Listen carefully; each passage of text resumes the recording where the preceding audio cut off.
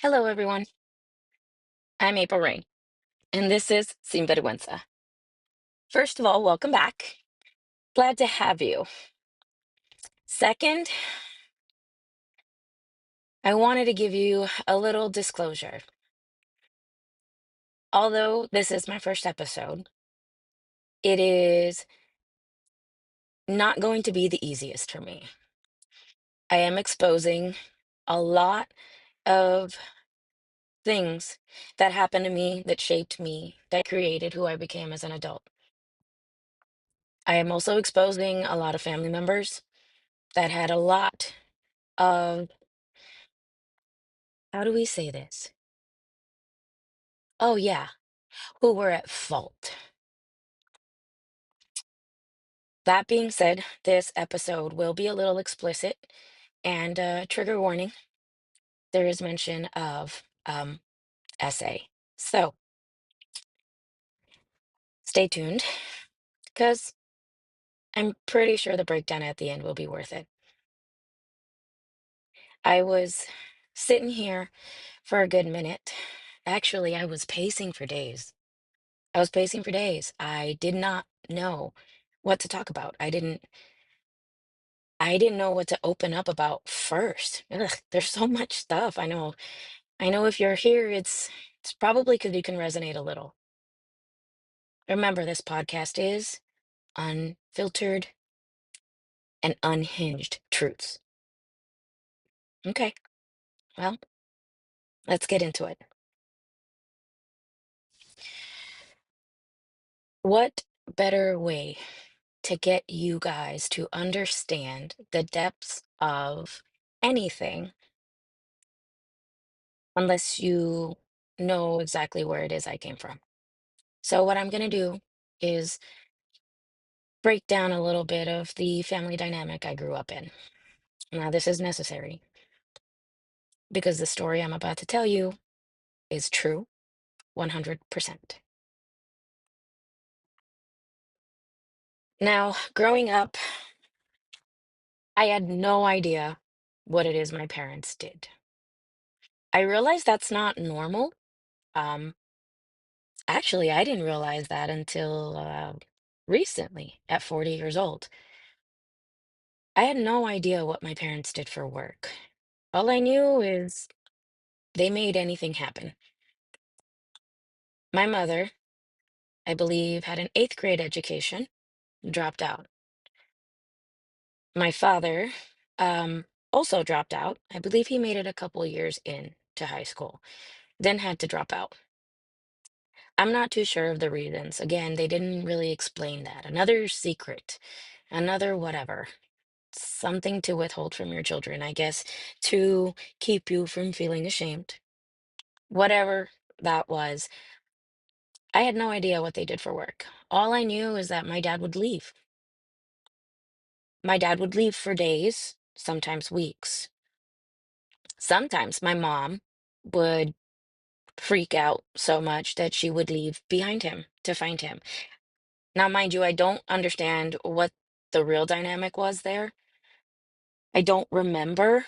I was way too young. The only thing I can remember is my parents fought a lot, very ugly. And we stayed with family a lot. We stayed at grandma's, we stayed at my aunt's. Doesn't matter. When my dad would leave and disappear, we would be left somewhere. Now, this next part, if you are not okay with child sexual abuse, please go ahead and skip to the next episode when it's available. Now, let me continue.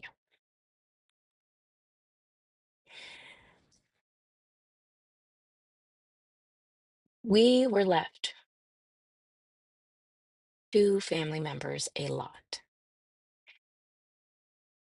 The breakdown I'm about to give you is the core memory that I have of the most vile act I had experienced in my time being abused. Now, my mother had or has an older sister. That older sister was always in charge of my grandmother. Another reason why that's the place where we would be left at, to be watched over. Now, I've explained this story to some of my cousins, and a lot of the time I feel that because of what was behind this story and the person that was in charge of handling the truths in our family, we were dismissed. Yes, we. Now, this piece is only mine and not everybody else's.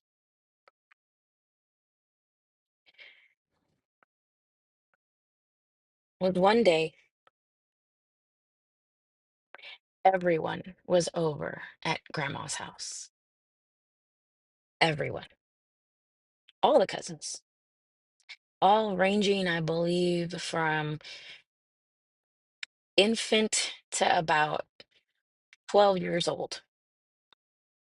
I can't remember who all's children were there, but I do remember there being a lot of my cousins there. That was normal. Everybody's running around and playing hide and go seek. Now, I'm hiding, so I'm running around the house looking for places to hide. Now, you can just imagine I was super tiny, gangly, 6 years old, itty bitty. And upon me needing to hide, my oldest cousin, 16, male, pulls me into his bedroom. Now, if I can be completely honest here, I do not remember most of anything outside of when I opened my eyes. I opened my eyes and it had felt like I had been blacked out. I open my eyes and all I see is posters, his posters all over, heavy metal posters, just everywhere. I can't even remember what bands. It was all I could focus on. Now this is the moment of my life where an adult failed me. And I'm going to say that very loudly. An adult who I should have trusted as a 6-year-old child failed me. And I'm not talking about my 16-year-old cousin. No. In that very moment when I came to, it was because there was a knocking on the door. There was a knocking, more like a banging, and it was my aunt, his mother, who knew what was happening in there.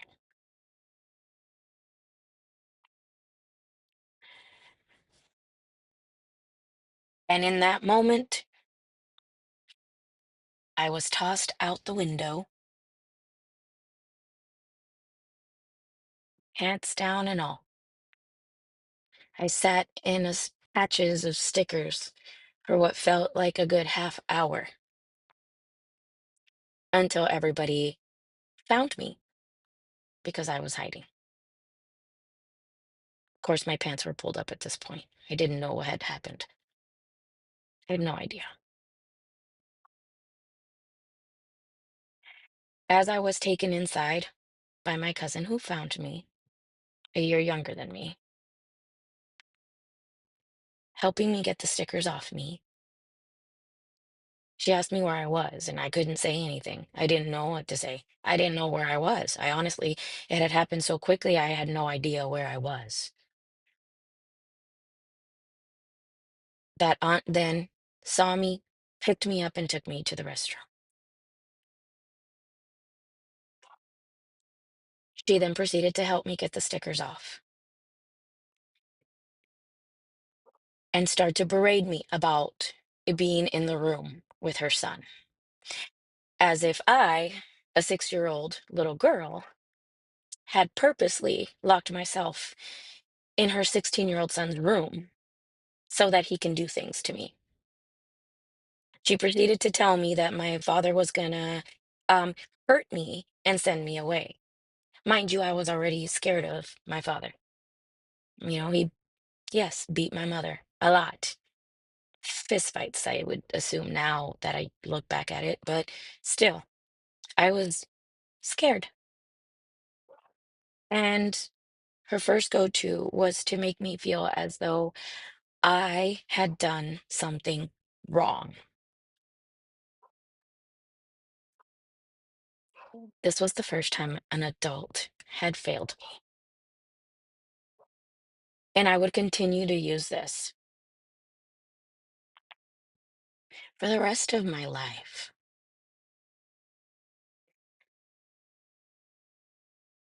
Now that I'm done with that part, I will ask that you understand that this is a very, very vulnerable side of me. This is something that I've never explained to anyone entirely. The last time I did, I explained it to a cousin, and distastefully, she cut communication with me, or at least failed to reach out afterwards. That kind of hurt, but it was expected because I had put a distasteful thought in her head about the people that she trusts because she is a lot closer to them. And by them, I mean my aunt. It is completely understood, but it's not anything that I'm going to allow in my life to rock me anymore. Now, all of this stemmed from what it is that I experienced and what it is that I'm wanting to do with it now. Having shared that, I want to push it a little further and get more of a breakdown. I know that living something like this created a trust issue with not just my mother, but with adults, adults that I am supposed to trust, that are supposed to have my safety in the best interest. And it did create a disconnect, so much that I would no longer speak up or say anything about anything or anyone anywhere. I would just try to fix problems on my own, and I would allow for the need for validation to make sure that people knew that I wasn't a bad person, or that I wasn't, promiscuous, or that I wasn't on the wrong side of things.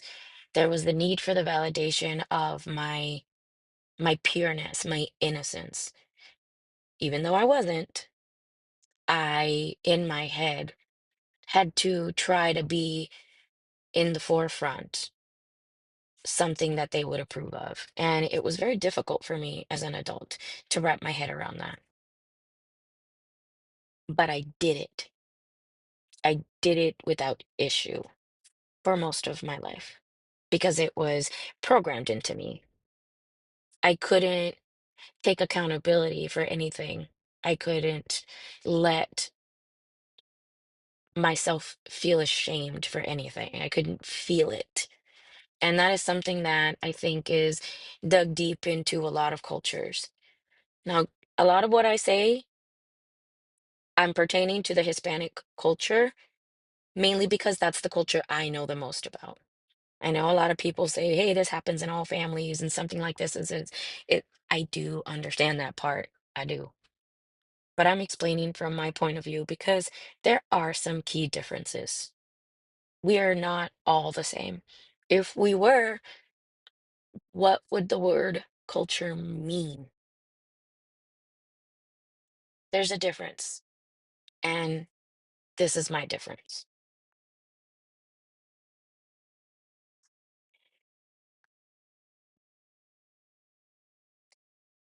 Now, there's really no point in explaining any of what happened to me and putting it all out there unless we break it down and let it serve its purpose. And I hate to say it that way. Like, if you're sitting there and you're someone that has experienced something like me, to hear me say, let it serve its purpose, probably gives you some type of like, let me just punch this girl right now because what? Who needs that? You're right. We should always feel that way about what it is that we went through. And guess what? That's its purpose, I guess. Unfortunately, yes, I'm woohoo spiritual. I am on every religion's side, literally on every religion's side. That is just who I am as an individual. Okay. But the one thing that I will always preach is that when something happens, we could either use what happened as a lesson and let it serve its purpose, or we just let it happen and think that we've just got the worst luck in the world and continue to let it happen.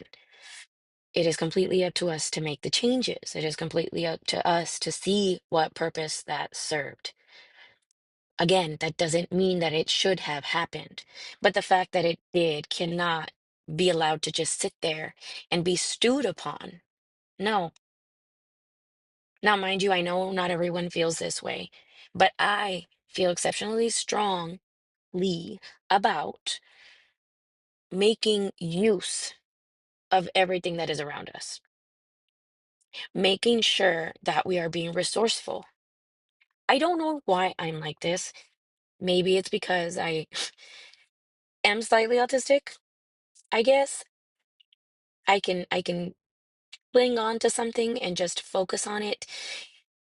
And my thing to cling on to right now is making sure that everything that I do serves its purpose. Every action that I take, every step, every sound, every word, every emotion, every action, reaction, response. Everything that I do has to serve a purpose. Now, that being said, I wanted to make sure that you understood that the vulnerability that I just expressed with what happened to me, or the one of the core things that shaped me as an adult or as an individual, the reason for that was to show you how much we can shift from that. Look, things get crazy in our families. Everybody's got skeletons, and everybody, for some reason, has to keep quiet about things that are exceptionally shameful. Hey, I'm not ashamed anymore.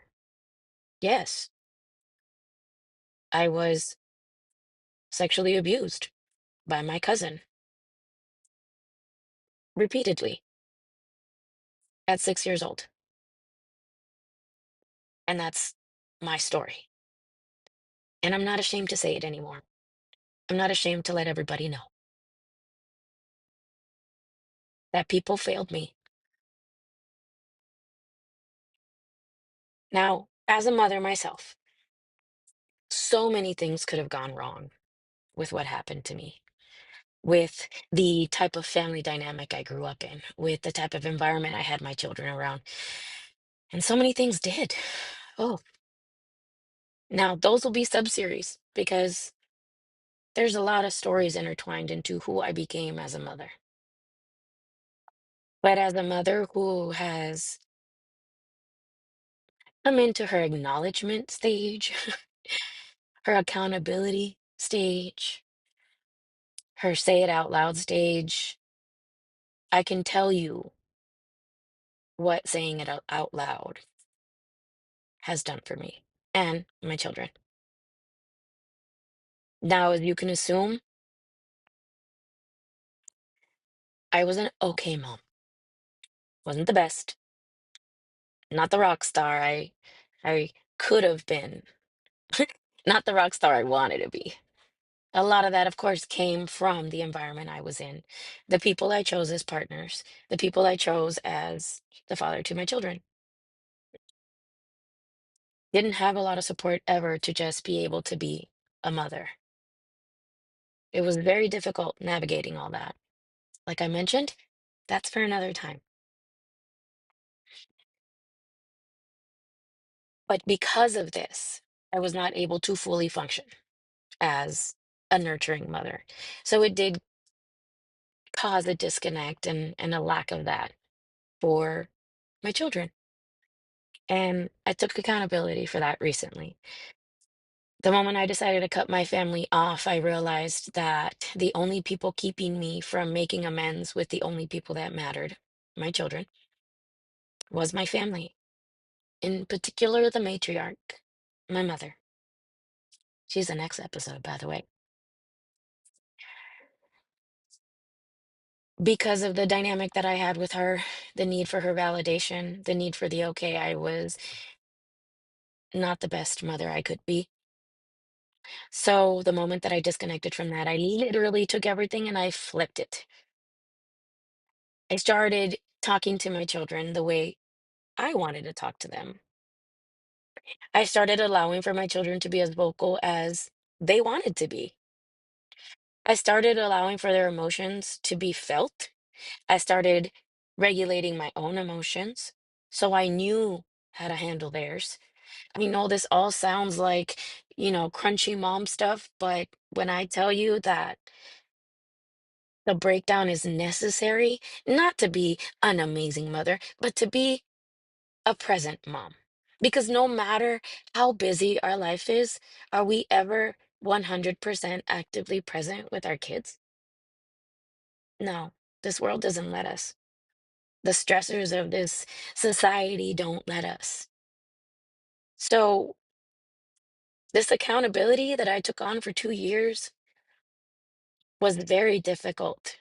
Oh, the conversations. Oh, the arguments. Oh, they sat me on my ass, guys. But the thing that I can be the most grateful for is the fact that my children trusted that I loved them enough for them to sit me on my ass and tell me, we don't like that. It was big. It was big, but it was very necessary. It was big, painful, but it was very necessary. And I don't think that I would ever be capable of doing that had I stayed in the same dynamic cycle as my family, in that toxic keep secrets dynamic in my family. I don't feel that I would ever have been able to accomplish being a present mom and learning to acknowledge them as individuals with their own thoughts and their own feelings. And that sounds crazy, especially if you come from a good family. If you come from a family that gives you your space and lets you have your emotions. But when you come from a family such as mine, you've kind of made it as a mom. If your daughters can tell you about their first kiss, their first crush, can tell you about their girl drama, if they can tell you about their first everything, you've won. You've won and you're doing great. You're breaking those cycles and you're doing the work and you're doing it your way. So if you are that type of mom, as a girl mom, as a mom with girls, you've won. You've won.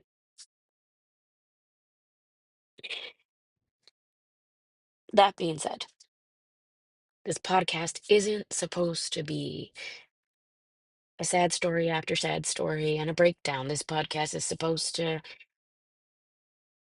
Be vulnerable as hell, guys, to allow for you to feel the safety in doing so yourself. This here is a safe space. Now, I know these things can take a long time, and I'm not trying to take up all your day, but I hope I made your ride to work a little more pensive, a little more, I don't know. I don't even know what to say, honestly. But I hope that seed was planted. The no shame seed. I hope me shedding my layers and exposing who I truly am or who I thought I was to you will help you speak up, will help you cut the ties. My grandmother passed away not knowing major, major secrets that she could have fixed. The only person willing to protect anyone didn't know everything. And that needs to stop here with us. We need to do better, and we do need to be safer for everyone. In our Hispanic culture, keeping quiet means keeping everyone safe. Well, there's a reason for the revolution. There's a reason why people speak up because it is not safe, and we're not going to allow it anymore. The reason for my podcast is to expose it all, to let the world know that we are not what they wanted to create of us, and we've won. And we're going to tell everybody that they are bad, that this is not right, and that God will forgive me for making someone feel ashamed for what they did to me. Because that is not my intention. Understand that the intention is not to make anyone feel ashamed. The intention is to just speak my story and say my truth.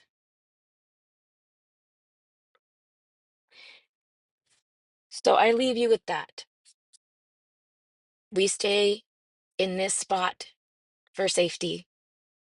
This podcast is a safe space for truths and for the lore, and for us to have our opinion about what it is that they have done to us.